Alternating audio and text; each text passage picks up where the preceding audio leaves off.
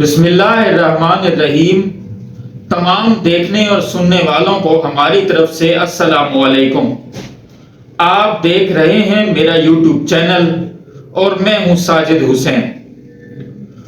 कल आने वाले चीफ जस्टिस साहब का आखिर नोटिफिकेशन हो गया।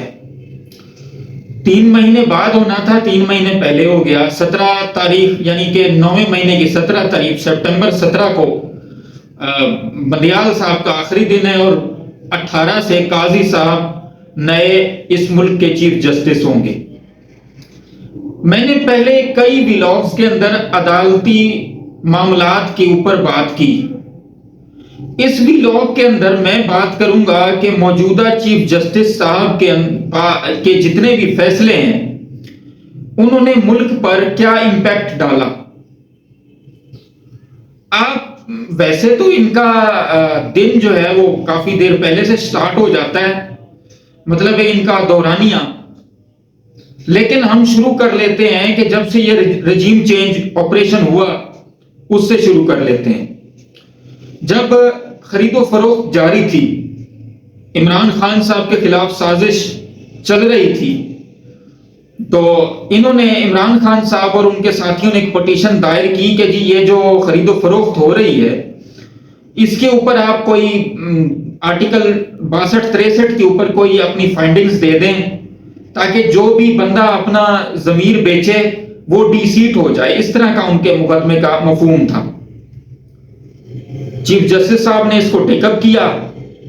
वो मुकदमा जारी था कि अचानक अदम एतमाद की तहरीक शुरू हो गई। वो तहरीक 3 अप्रैल 2022 को कलअदम उन्होंने पार्लियामेंट ने रिजेक्ट की, कासिम सूरी ने। उसके बाद उसी दिन चीफ जस्टिस साहब उमर अता साहब ने सुओ मोटो लिया।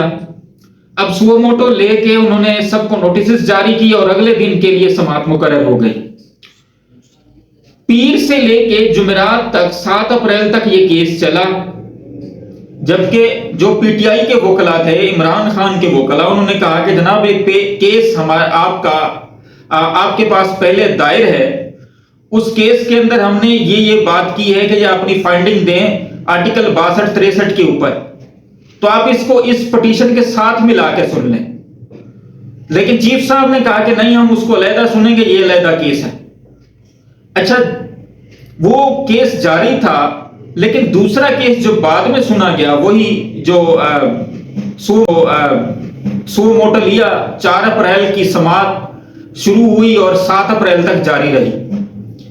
चीफ जस्टिस साहब इलेक्शन की तरफ जाते जाते दोबारा पता नहीं कैसे उन्होंने कासिम सूरी साहब की रूलिंग को कलअदम करार दिया। हालांकि आर्टिकल 69 इसके ऊपर वाजे है कि जी अदालत पार्लिमानी कार्रवाई के ऊपर अपनी बात नहीं कर सकती, लेकिन अदालत ने किया।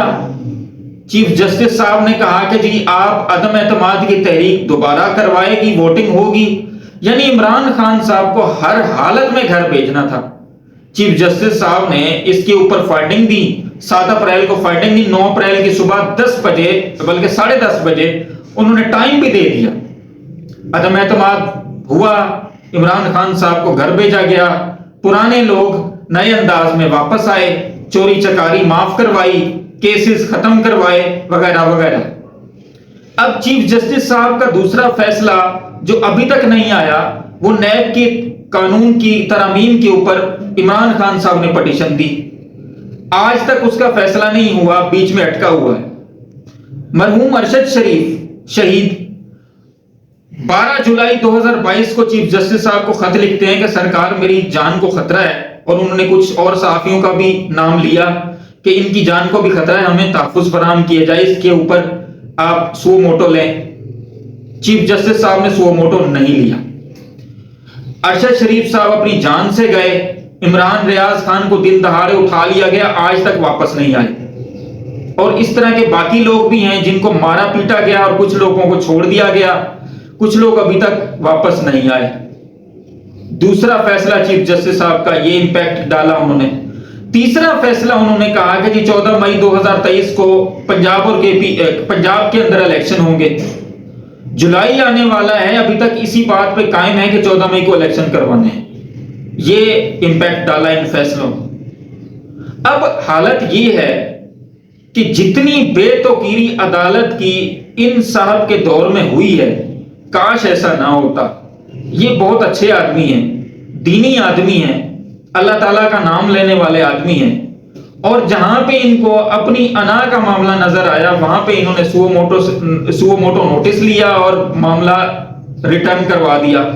मसलन काजी फायजीसा के कमीशन जो हुकूमत ने कायम किया, हम खुद इस के ऊपर कहते हैं कि ये नहीं होना चाहिए था, लेकिन चीफ जस्टिस साहब क्योंकि अपने घर के मामला थे, लोग बात कर रहे हैं कि जब जहां पे अपनी ये है कि जितनी बेतौकीरी अदालत की इन साहब के दौर में हुई है, काश ऐसा ना होता।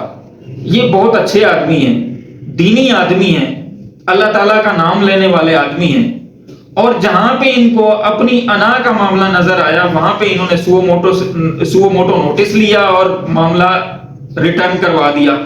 मसलन काजी फायजीसा के कमीशन जो हुकूमत ने कायम किया, हम खुद इस के ऊपर कहते हैं कि ये नहीं होना चाहिए था, लेकिन चीफ जस्टिस साहब क्योंकि अपने घर के मामला थे, लोग बात कर रहे हैं कि जब जहां पे अपनी अना का मामला हुआ, घर का मामला हुआ, वहां पे चीफ जस्टिस साहब खड़े हो गए। जहां पे कौमी मामलात हुए, 23 से 25 करोड़ अवाम है इस मुल्क की, उनके मुस्तकबिल के फैसले के ऊपर चीफ जस्टिस साहब ने कोई फाइंडिंग नहीं दी। कहने की बात यह है कि जब फैसले नहीं होते और वक्त पर नहीं होते और ठीक फैसले नहीं होते तो फिर फासले बढ़ते हैं। फासले बढ़े तो फिर लोग दूसरी तरफ देखने लगते हैं जो गैर कानूनी है। अब जुडिशल एक्टिविजन है तो सही हमारे मुल्क के अंदर, कश्ती डूब गई यूनान के अंदर, मुल्क का मईशत का बेड़ा गर्क होकर रह गया। चीफ जस्टिस साहब टस से मस नहीं हुए।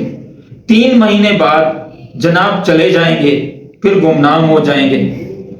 अल्लाह ताला हम सब पर रहम फरमाए, क्योंकि हजरत अली अलैहिस्सलाम ने फरमाया कि जुल्म के ऊपर तो मुआशरा चल सकता है, लेकिन बेइंसाफी के ऊपर मुआशरा कायम नहीं रह सकता।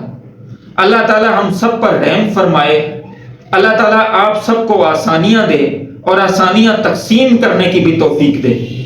इन मुश्किल हालात में जहां बेइंसाफी, बेरोजगारी और परेशानी है, अपने आसपास दोस्तों रिश्तेदारों का ख्याल रखें और हमारे इस चैनल का भी। आपका बहुत बहुत शुक्रिया।